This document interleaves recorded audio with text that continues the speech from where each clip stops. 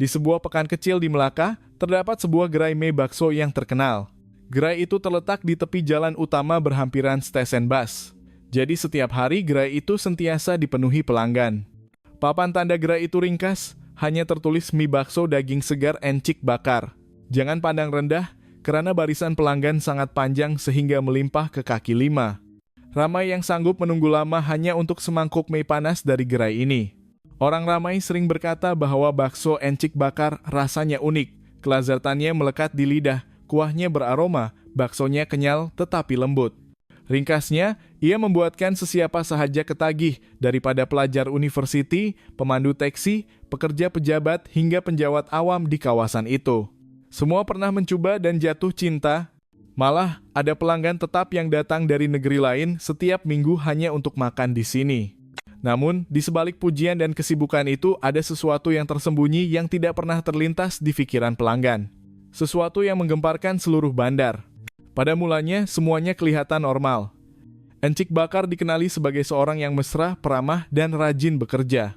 Dia memulakan perniagaan kecilnya dari sebuah gerai bergerak sehingga akhirnya mampu membuka sebuah gerai tetap.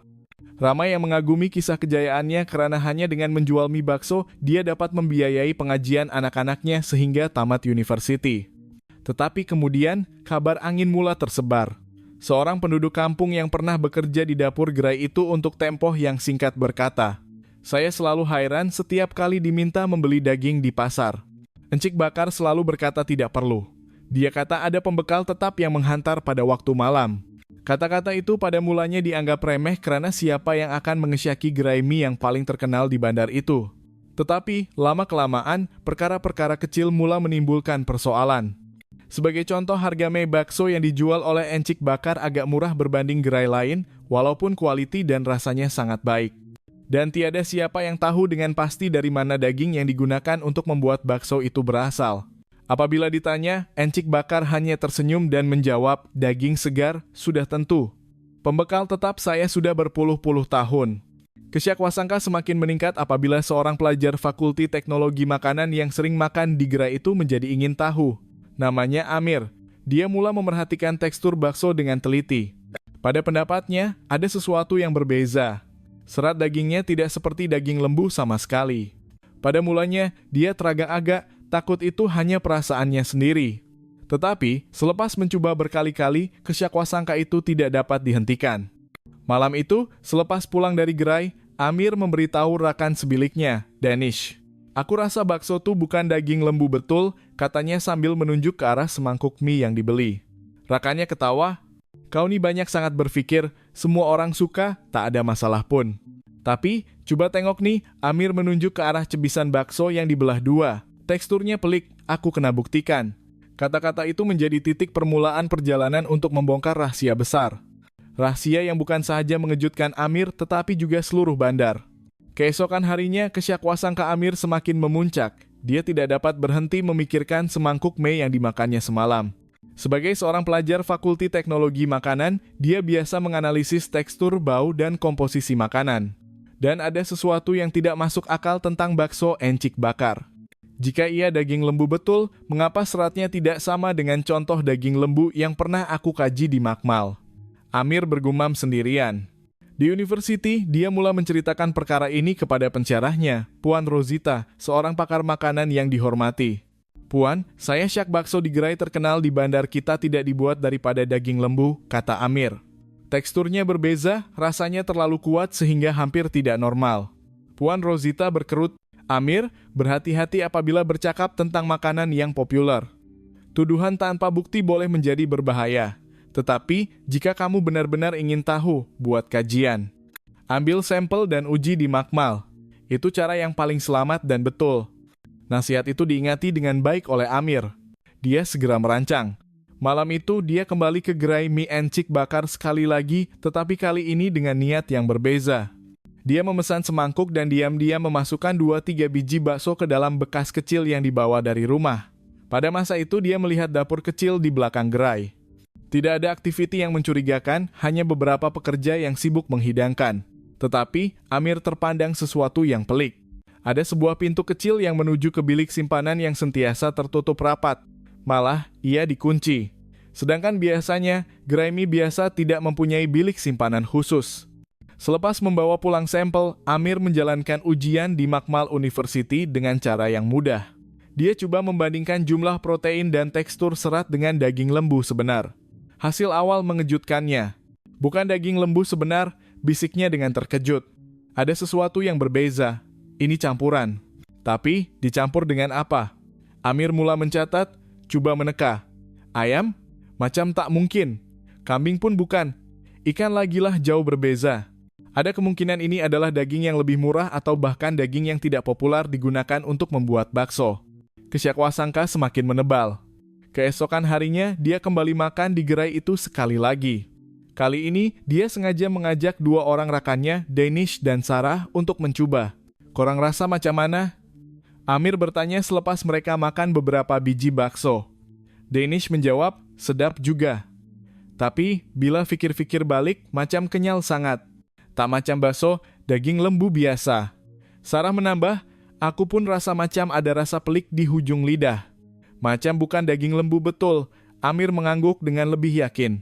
Betul, encik bakar mesti ada rahasia yang tersembunyi.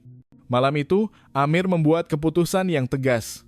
Dia akan menyiasat apa sebenarnya yang ada di belakang pintu bilik simpanan rahasia di gerai mie itu.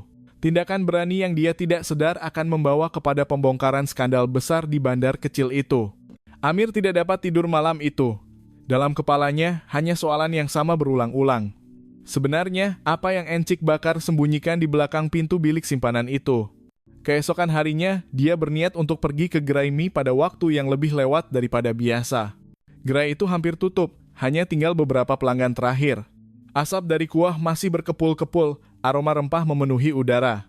Dari luar, semuanya kelihatan normal. Tetapi Amir tahu ada sesuatu yang tidak kena. Dia duduk di sudut gerai, berpura-pura sibuk dengan telepon bimbitnya. Tetapi, matanya memerhati dengan senyap. Semasa pekerja sedang mengemaskan meja, dia melihat encik bakar berjalan ke arah bilik simpanan kecil di belakang. Amir mengekori pandangannya. Betul seperti yang disangka. Encik bakar mengeluarkan kunci dari poket seluarnya, membuka pintu, dan masuk. Beberapa menit kemudian, dia keluar dengan sebuah guni besar berwarna putih. Guni itu diseret ke dapur dan pintu bilik simpanan dikunci rapat semula. Jantung Amir berdegup kencang. Apa yang ada dalam guni itu? Selepas semua pelanggan pulang, Amir masih duduk berdekatan gerai, berpura-pura menunggu taksi. Dia melihat pekerja beransur-ansur pulang ke rumah seorang demi seorang sehingga hanya tinggal encik bakar di dalam.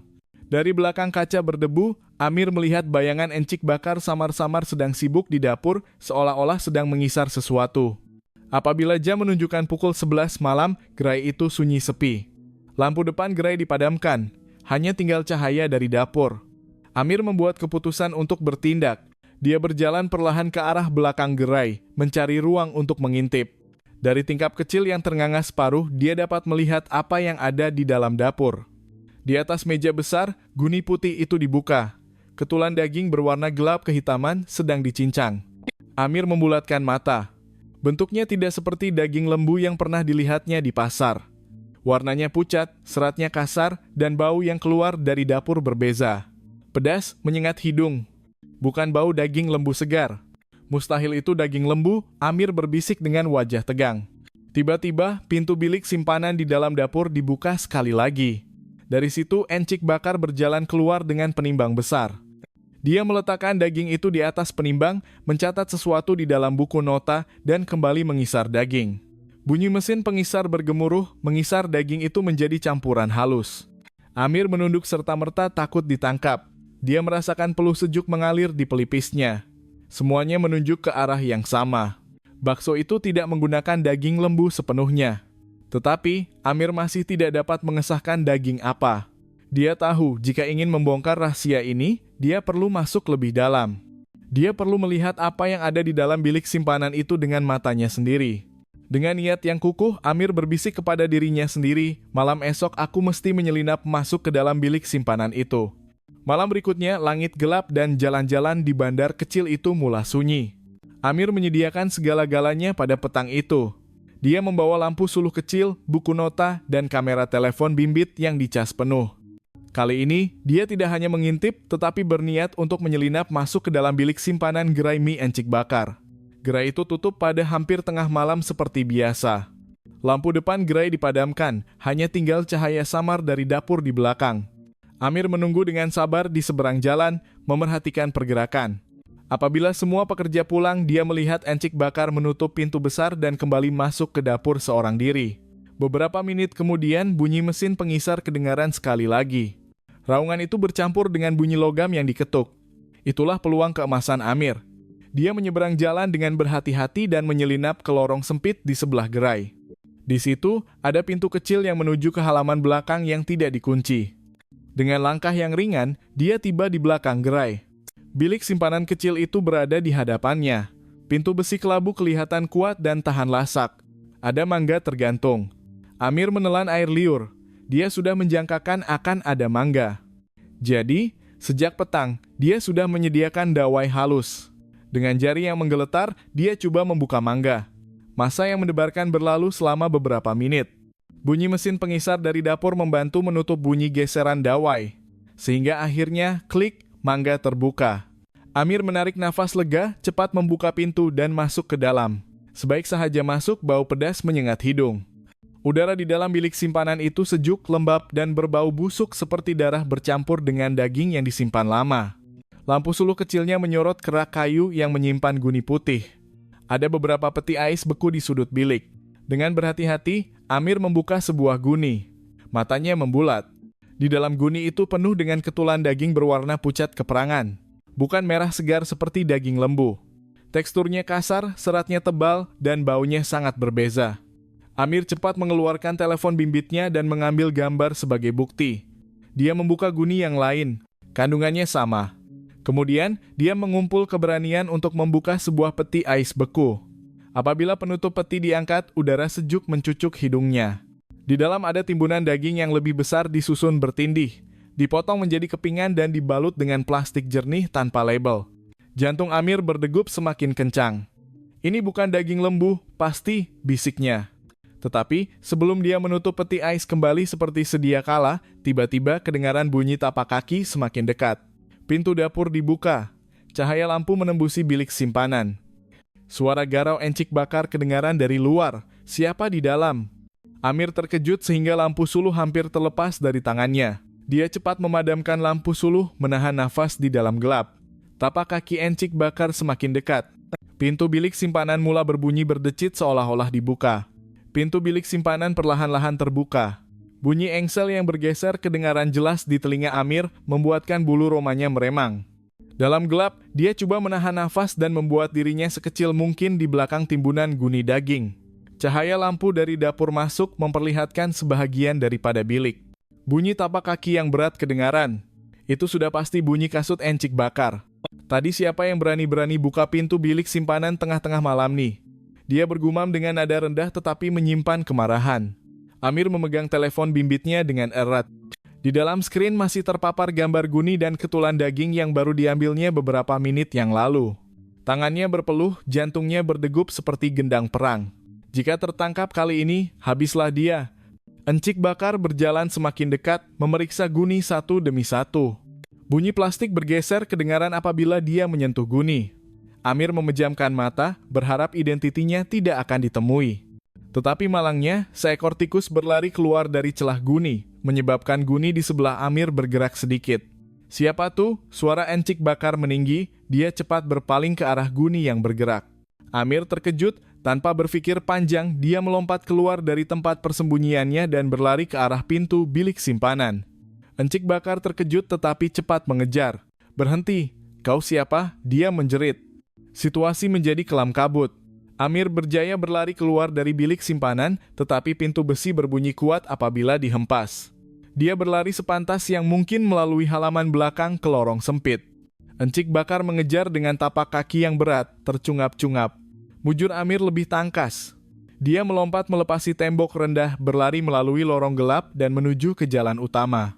Dari belakang, suara encik bakar masih menjerit dengan marah. Berhenti, pencuri. Amir tidak menoleh ke belakang. Dia terus berlari sehingga tiba di jalan yang sibuk, di mana ada beberapa taksi sedang menunggu penumpang. Dia memanggil taksi dengan tergesa-gesa dan cepat menaikinya. Di dalam taksi, dia masih tercungap-cungap. Dia membuka telepon dan memeriksa gambar yang diambilnya. Semuanya masih ada. Jelas sekali, itu adalah ketulan daging misteri di dalam guni dan peti ais beku. Aku berjaya, bisiknya dengan lega. Tetapi, dia menyadari bahwa bahaya yang besar baru saja bermula. Encik Bakar pasti tahu bahwa ada orang yang mengetahui rahasianya dan lambat laun dia akan mencari orang itu. Di asrama, Amir duduk diam berpikir. Wajahnya masih pucat, tetapi matanya penuh dengan tekad. Dia tidak boleh berhenti di sini. Esok, dia perlu membawa bukti ini ke university dan menunjukkan kepada Puan Rosita. Kebenaran mesti didedahkan, walaupun nyawanya mungkin terancam. Keesokan paginya, Amir tiba di university lebih awal daripada biasa. Lingkaran hitam kelihatan di bawah matanya karena dia hampir tidak tidur sepanjang malam. Dia masih ingat detik-detik ketika hampir ditangkap. Tetapi di tangannya dia memegang sesuatu yang lebih penting. Telepon bimbit yang penuh dengan gambar rahasia dari bilik simpanan gerai mie Encik Bakar. Sebaik sahaja Puan Rosita tiba di bilik kerjanya, Amir cepat menemuinya. "Puan, saya jumpa sesuatu," katanya dengan nada tegas, walaupun wajahnya pucat lesi. Puan Rosita memandangnya dengan heran. "Amir, kamu kelihatan seperti tidak tidur. Apa yang kamu lakukan?" Amir mengeluarkan telepon, membuka galeri dan menunjukkan gambar daging di dalam guni dan apa yang ada di dalam peti ais beku kepada pensyarahnya. Puan Rosita berkerut, matanya membulat. "Ini bukan daging lembu, pasti," katanya perlahan. Dia mengezoom masuk ke salah satu gambar. Serat daging ini terlalu kasar, warnanya pucat, dan taburan lemaknya tidak seperti daging lembu. "Dari mana kamu dapat gambar-gambar ini?" Dengan suara terketar-ketar, Amir menceritakan keseluruhan kisah, daripada menyelinap masuk ke bilik simpanan, melihat proses mencincang daging dengan matanya sendiri, sehingga hampir ditangkap oleh Encik Bakar. Puan Rosita meletakkan tangannya di mulut karena terkejut dan bimbang pada masa yang sama. "Amir, kamu sadar tak apa yang kamu buat itu sangat berbahaya. Tetapi, jika apa yang kamu katakan itu benar, ini boleh menjadi skandal besar." Kemudian, mereka berdua berbincang dengan serius. Puan Rosita berkata, "Untuk mengesahkan jenis daging itu, kita perlu membawa sampel untuk diuji di makmal secara rasmi. Gambar hanya bukti awal, tetapi tidak cukup kuku untuk membongkar case sebesar ini. Kita mesti berhati-hati, gerai itu sangat terkenal. Jika kabar angin ini tersebar tanpa bukti saintifik, ia boleh membahayakan kamu dan university." Puan Rosita berkata dengan tegas. Amir mengangguk. Dia tahu langkah seterusnya ialah kembali mengambil sampel daging sebenar, bukan hanya gambar. Tetapi, itu bermakna dia perlu menyelinap masuk sekali lagi. Misi yang lebih berisiko karena Encik Bakar pasti mengesyaki bahwa ada orang asing memasuki bilik simpanannya malam tadi. Tetapi, sebelum mereka dapat merancang lebih jauh, berita mengejutkan datang daripada seorang pelajar lain, Danish, rakan Amir, yang diajak makan mie bersama semalam. Dia berjalan masuk dengan wajah pucat lesi. "Amir, Puan Rosita, korang kena tahu pasal nih. Pagi tadi, aku nampak 2 orang lelaki pelik datang tanya pasal pelajar asrama yang muka macam Amir. Diorang kata kawan lama, tapi gaya diorang mencurigakan sangat. Mungkin orang Encik Bakar." Wajah Amir tegang serta-merta. "Maknanya, dia dah mula cari aku." Puan Rosita memandang Amir dengan serius. "Kamu tak boleh buat apa-apa seorang diri lagi. Jika perkara ini benar-benar besar, kita perlu memaklumkan kepada pihak berkuasa. Tetapi, sebelum itu, kita memerlukan bukti yang tidak dapat disangkal." Amir menggenggam penumbuk. "Kalau macam tuh, malam ini saya akan kembali sekali lagi. Saya mesti bawa sampel daging tuh." Ketetapannya kukuh, walaupun dia tahu bahwa pertaruhan kali ini mungkin lebih berbahaya daripada sebelumnya. Malam itu, suasana bandar terasa lebih menyeramkan daripada biasa. Amir duduk di dalam bilik dengan wajah serius, melihat jam dinding yang berdetik perlahan. Dia tahu tidak lama lagi tiba masanya untuk bertindak. Di atas meja kecil, dia menyediakan kamera, bekas sampel steril dari makmal university, sarung tangan plastik, dan lampu suluh kecil yang hampir menyusahkannya semalam. "Jika malam ini gagal, aku mungkin tidak akan kembali lagi," gumamnya perlahan. Kira-kira pukul 11 malam, dia meninggalkan asrama dengan senyap. Jalanan sunyi sepi, hanya beberapa motosikal yang lalu lalang. Dia menuju ke gerai mie Encik Bakar dengan jantung yang berdegup kencang. Sejak kejadian semalam, Amir menjangkakan pertahanan akan diperketatkan. Dan jangkaannya benar. Apabila tiba di kawasan gerai, dia melihat seorang lelaki pelik duduk di bangku di hadapan gerai berpura-pura merokok. Tetapi, matanya melilau seolah-olah sedang mengawal. Amir tidak berani mendekati dari arah depan. Dia memilih laluan di tepi melalui lorong kecil yang pernah digunakannya. Tetapi, kali ini dia lebih berhati-hati. Dia menunggu saat lelaki itu menunduk untuk mencucu rokok sebelum dia cepat menyelinap ke halaman belakang. Dari celah tingkap dapur, dia melihat Encik Bakar masih sibuk seorang diri. Bunyi mesin pengisar kedengaran bergemuruh sekali lagi seperti biasa.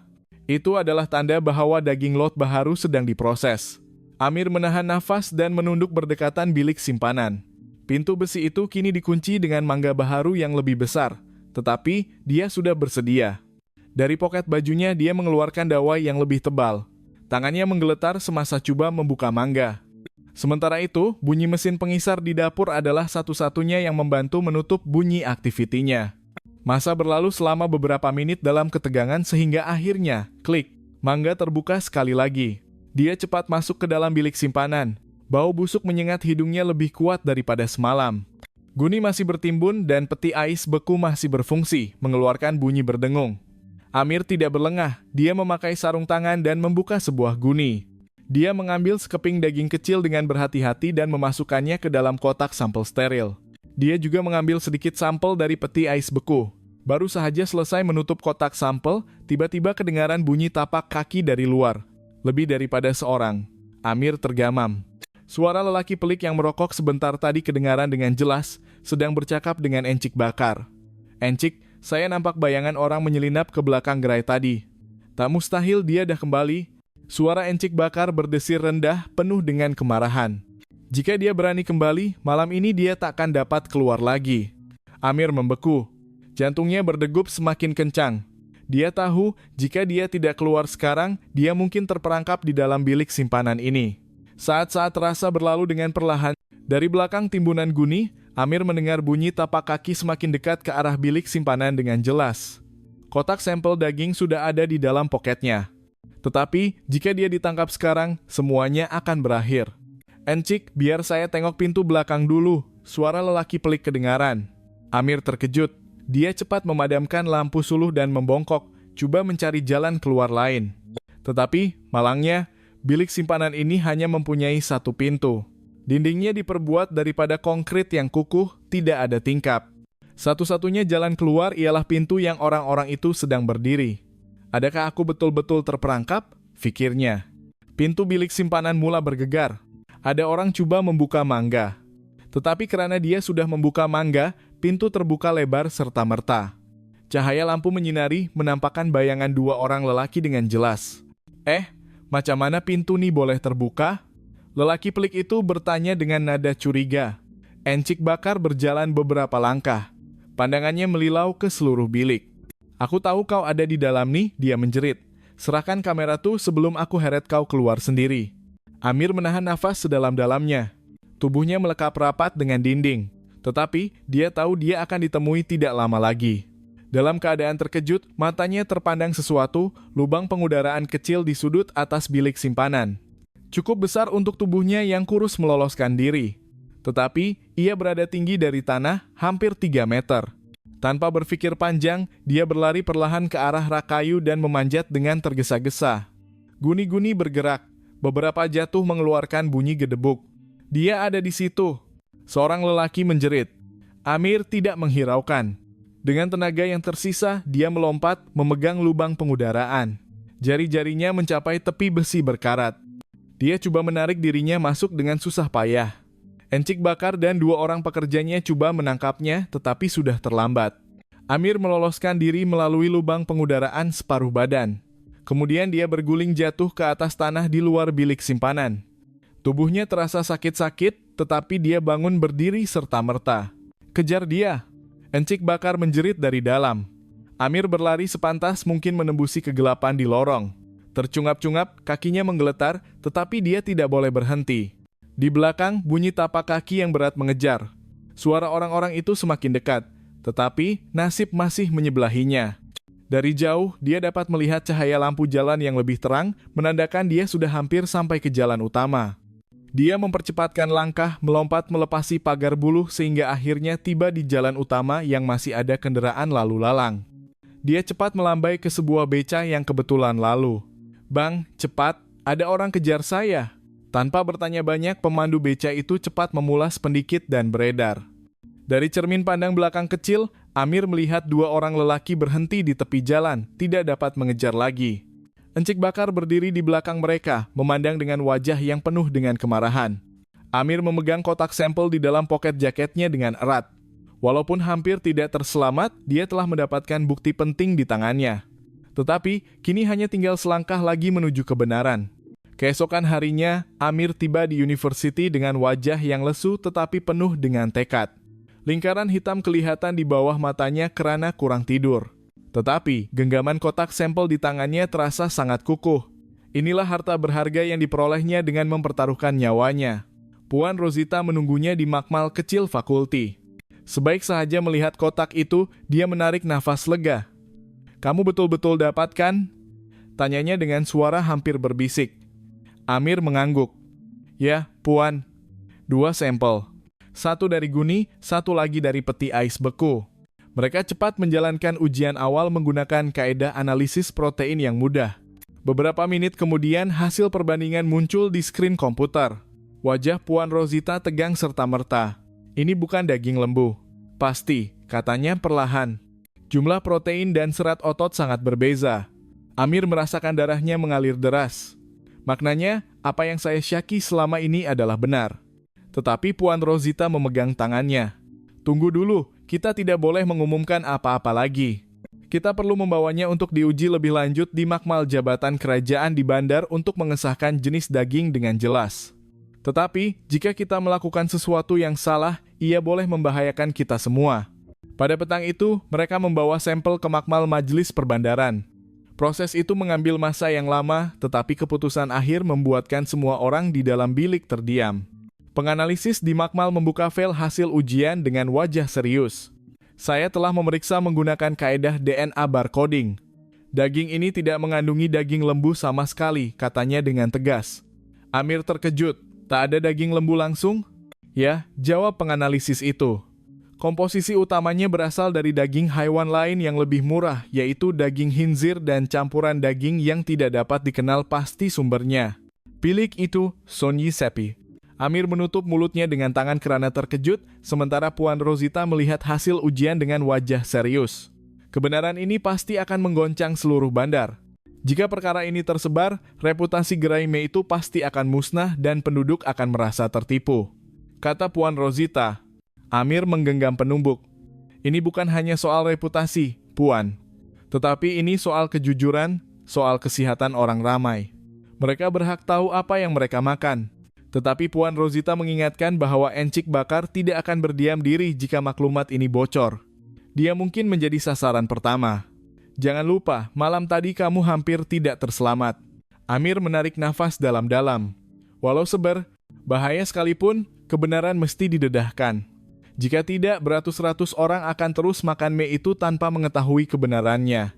Malam itu sambil melihat skrin telepon yang penuh dengan bukti, gambar, dan hasil ujian, Amir menyadari bahwa langkah seterusnya adalah yang paling berbahaya, yaitu mendedahkan rahasia ini di hadapan orang ramai. Hari itu, dataran bandar dipenuhi orang ramai. Pesta makanan tahunan diadakan, di mana berpuluh-puluh gerai mie, sate, dan restoran tempatan membuka gerai jualan makanan. Penduduk berpusu-pusu datang, termasuk penjawat awam tempatan. Dan sudah tentu, gerai mie Encik Bakar berdiri tegak dan paling besar. Pelanggan mengerumuninya dengan padat. Di tengah-tengah suasana yang sibuk, Amir berjalan masuk dengan wajah tegas. Di tangannya ada file yang mengandungi hasil ujian dari makmal dan pemacu kilat yang penuh dengan gambar penyiasatannya. Puan Rosita berjalan bersamanya, walaupun wajahnya penuh dengan kebimbangan. "Amir, jika kamu melakukan ini, tidak akan ada jalan untuk berpatah balik. Kamu bersedia?" Puan Rosita bertanya perlahan. Amir melihat ke arah pentas utama. "Saya lebih takut akan berdiam diri." Apabila pengacara menjemput Encik Bakar naik ke pentas untuk menerima anugerah gerai mie legenda terbaik di Melaka, Amir melangkah ke hadapan secara tiba-tiba. "Maaf," jerit Amir dengan suara yang kuat dan jelas. Saya tidak boleh membiarkan anugerah ini diberikan sebelum penduduk mengetahui kebenarannya. Semua mata tertumpuk kepadanya. Encik Bakar kelihatan terkejut. Kemudian wajahnya berubah menjadi masam. Apa maksud kamu, budak? Amir mengangkat vel di tangannya tinggi-tinggi. Saya seorang pelajar Fakulti Teknologi Makanan yang telah membuat penyelidikan. Bakso dari gerai ini suaranya bergetar tetapi tegas, bukan daging lembu. Hasil ujian DNA mengesahkan bahwa ia adalah campuran daging khinzir dan sumber yang tidak jelas, yang berbahaya untuk kesehatan. Orang ramai mula berbisik-bisik. Ada yang menjerit tidak percaya, ada yang mula panik. Pembohong. Fitnah, jerit Encik Bakar dengan wajah yang merah padam. Budak semalam, berani-berani kamu menghina perniagaan turun-temurun saya. Tetapi Amir memasukkan pemacu kilat ke dalam proyektor di pentas dengan tenang. Video hasil penyiasatan ditayangkan. Menampakkan gambar bilik simpanan rahasia, daging di dalam guni, dan hasil ujian dari makmal dengan cop rasmi kerajaan yang jelas. Penduduk terkejut, ada yang menutup mulut menahan loya, ada yang menangis karena merasa tertipu. Seorang penjawat awam cepat naik ke pentas dan merampas mikrofon. Jika bukti ini benar, perniagaan ini akan diarah tutup dan didakwa mengikut undang-undang. Encik Bakar coba melawan, tetapi pegawai keselamatan yang berada di acara itu cepat mengawal dan membawanya turun dari pentas. Wajahnya penuh dengan kemarahan, tetapi sorakan penduduk menenggelamkan suaranya. Amir berdiri di situ, menggigil tetapi lega. Puan Rosita menepuk bahunya dengan bangga. Kamu melakukan perkara yang betul, katanya perlahan. Hari itu menjadi titik perubahan. Gerai mie legenda ditutup. Case-nya terus disiasat dan penduduk mula berhati-hati dengan apa yang mereka makan. Nama Amir terkenal di mana-mana sebagai pelajar yang berani mendedahkan kebenaran, walaupun terpaksa mempertaruhkan nyawanya. Dan pada malam yang sunyi selepas semua kekacauan berlalu, Amir hanya tersenyum kecil sambil melihat bintang. Dia tahu bahwa perjuangannya masih belum berakhir. Tetapi satu perkara yang pasti, rahasia besar itu telah didedahkan akhirnya. Beberapa bulan kemudian, Amir menerima surat jemputan daripada Kementerian Kesehatan Malaysia. Dia dijemput untuk memberikan ceramah tentang keselamatan makanan dan kejujuran dalam perniagaan kepada pelajar-pelajar dari pelbagai universiti di seluruh negara. Amir yang pada mulanya malu-malu, akhirnya bersetuju. Dalam ceramahnya, Amir menekankan kepentingan untuk sentiasa berhati-hati dan bertanya soalan tentang makanan yang kita makan. Dia juga menegaskan bahwa pengguna mempunyai hak untuk mengetahui apa yang terkandung dalam makanan yang mereka beli, dan perniagaan perlu jujur dan telus dalam amalan mereka. Perjuangan untuk keselamatan makanan tidak akan berakhir selagi ada individu yang sanggup mengaut keuntungan dengan mengorbankan kesehatan orang lain, kata Amir dengan semangat. Oleh itu, kita semua perlu memainkan peranan kita untuk memastikan makanan yang kita makan selamat dan berkualiti. Ceramah Amir mendapat sambutan yang menggalakkan. Pelajar-pelajar bersemangat untuk mempelajari lebih lanjut tentang keselamatan makanan dan berjanji untuk menjadi pengguna yang lebih bijak. Beberapa pelajar juga menyatakan minat untuk meneruskan kerjaya dalam bidang teknologi makanan dan menyumbang kepada usaha untuk meningkatkan keselamatan makanan di Malaysia. Kisah Amir menjadi inspirasi kepada ramai orang. Dia menunjukkan bahwa seorang individu yang biasa-biasa sahaja pun boleh membuat perubahan yang besar jika dia mempunyai keberanian untuk menegakkan kebenaran. Namun kehidupan Amir tidaklah selalunya mudah. Selepas kejadian dengan Encik Bakar, Amir menerima beberapa ugutan daripada individu yang tidak dikenali. Dia juga berasa diawasi dan diikuti oleh orang yang mencurigakan. Amir tidak membiarkan rasa takut menguasai dirinya. Dia melaporkan ugutan tersebut kepada pihak polis dan sentiasa berhati-hati dengan persekitarannya. Dia juga mendapat sokongan daripada rakan-rakan, keluarga, dan pensyarahnya yang sentiasa berada di sisinya. Amir terus fokus pada pengajiannya dan berjaya menamatkan ijazahnya dengan cemerlang. Selepas tamat pengajian, dia menerima tawaran kerja daripada sebuah syarikat makanan terkemuka di Malaysia. Di syarikat itu, Amir bekerja sebagai pakar teknologi makanan dan bertanggung jawab untuk memastikan produk-produk syarikat memenuhi piawaian keselamatan dan kualiti yang ketat. Amir menggunakan pengetahuannya dan pengalamannya untuk menyumbang kepada usaha syarikat untuk menghasilkan makanan yang selamat, sehat, dan berkualiti untuk rakyat Malaysia.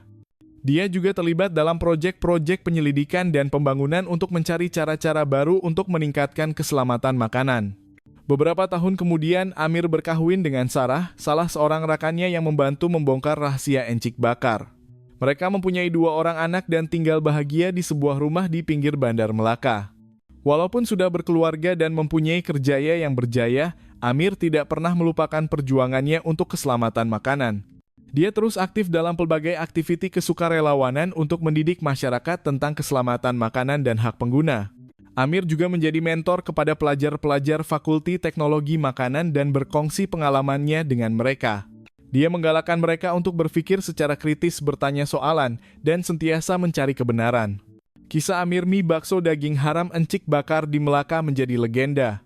Kisah itu diceritakan dari mulut ke mulut dan menjadi peringatan kepada semua orang tentang pentingnya kejujuran, integriti, dan keberanian untuk menegakkan kebenaran. Dan setiap kali Amir makan mie bakso, dia akan teringat pengalamannya itu, dan dia akan berasa bangga karena dia telah memainkan peranannya dalam membuat perubahan yang positif dalam masyarakat.